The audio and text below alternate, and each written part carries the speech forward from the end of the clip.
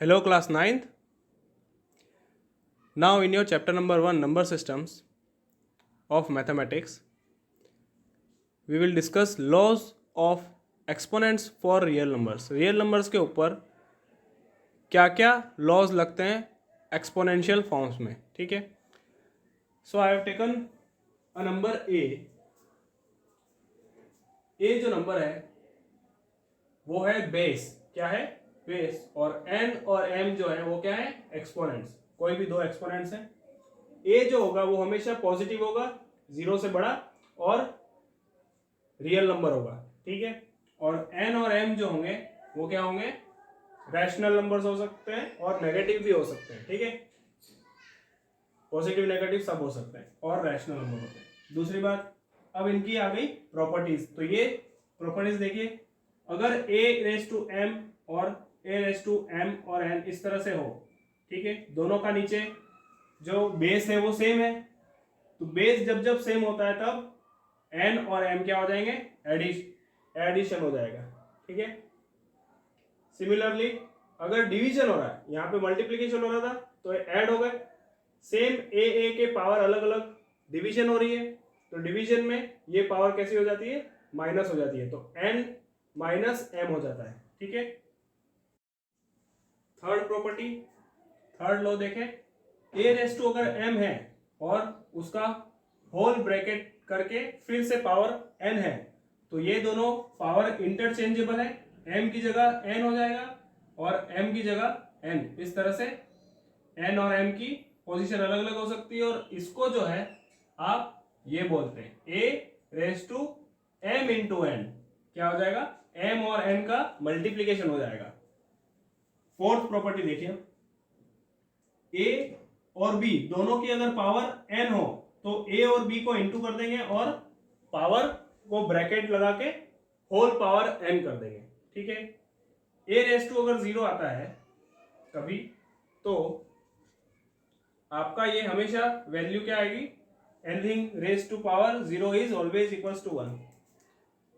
इन दोनों को देखो, अगर a की पावर माइनस n है तो इसका मतलब होता है 1 by a raise to n.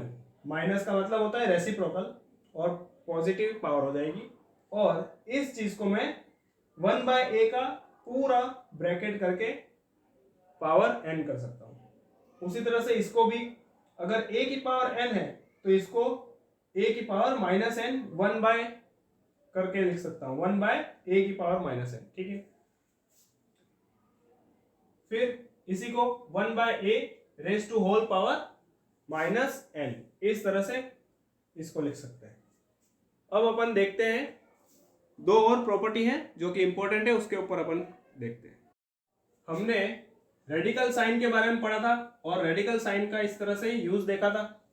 a अगर कोई रियल नंबर है तो इसको आप nth रूट ऑफ a को a का ब्रैकेट बना के 1 बाय n इस तरह से आप लिख सकते हैं, ठीक है. और इसको ऐसे भी बोलते हैं कि a to the power a raise to the power 1 by nth, 1 by nth power, okay.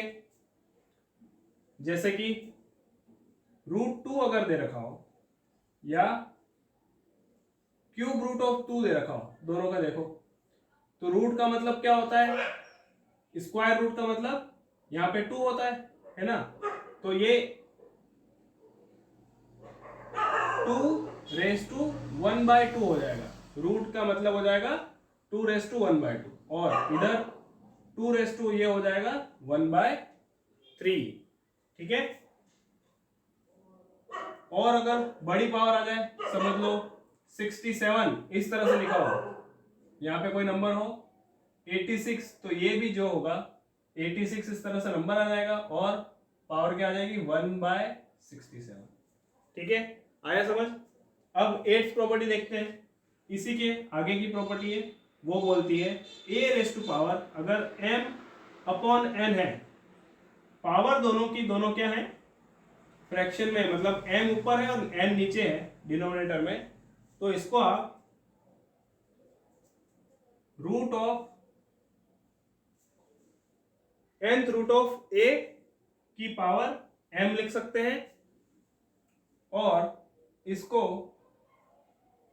nth power of a raise to m भी बोल सकते हैं।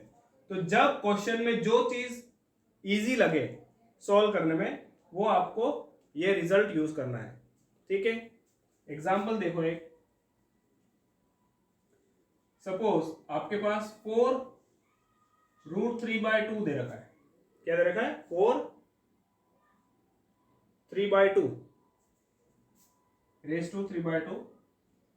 तो ये हो जाएगा, दो मतलब है इसके, यहाँ पे 2 आ जाएगा और ये हो जाएगा 4 और यहाँ पे आ जाएगा 3।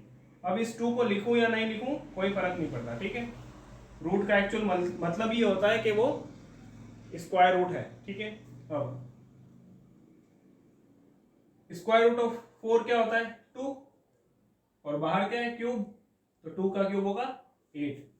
इस चीज को मैं दूसरे तरीके से ये भी लिख सकता हूं कि रूट ऑफ 4 का क्यूब। कैसे लिख सकता हूं? रूट ऑफ 4 का क्यूब। 4 का क्यूब क्या होता है? 64। तो भी आंसर क्या आएगा? 8। ठीक है, तो ये वाला रिजल्ट यूज करो चाहे ये वाला रिजल्ट यूज करो। ठीक है, ये वाला रिजल्ट ये है और ये वाला रिजल्ट ये है। ठीक है, दोनों में कोई भी रिजल्ट यूज करो, आंसर आपका सेम आएगा।